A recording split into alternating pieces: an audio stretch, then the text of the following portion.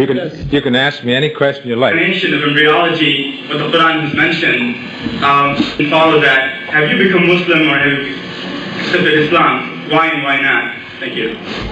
That's the question I've been asked, of course, hundreds of times, and it's a very logical question. And I'll give you the same answer that I gave in Saudi Arabia, that I gave in Toronto, that I gave in Sudbury a couple of weeks ago, and that I give anywhere I go.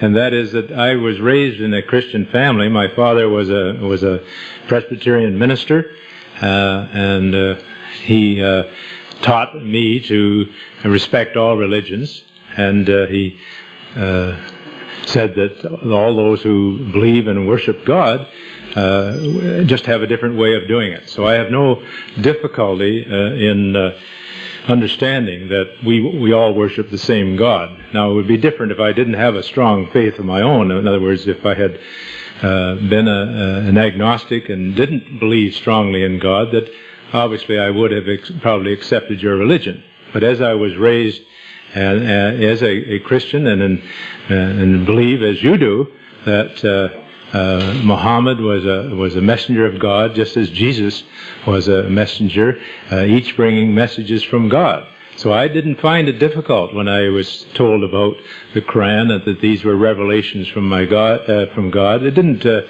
wasn't difficult for me, because my own father made it very clear to me that he was called by God to be a minister, to go and talk about God to the people. So in an indirect way, maybe God is telling me that this is the right thing for me to do, to help explain your holy book to you. Now, your scientific colleagues can do this just as well as I can if they have an understanding of embryology. But I've always said that it's probably mean more as a non-Muslim for me to tell people around the world that I believe that what is recorded in the Quran is accurate according to our present knowledge. And as I say, I'm sincere in what I say, is that we just didn't have this knowledge, and some of this knowledge about the genes and the chromosomes has only come to us in the last 10 and 15 years. When I was a student 25 or 30 years ago, we didn't have a lot of the knowledge we have now. And there are a lot of things in the Quran that I was asked questions about, and I said, I don't understand it.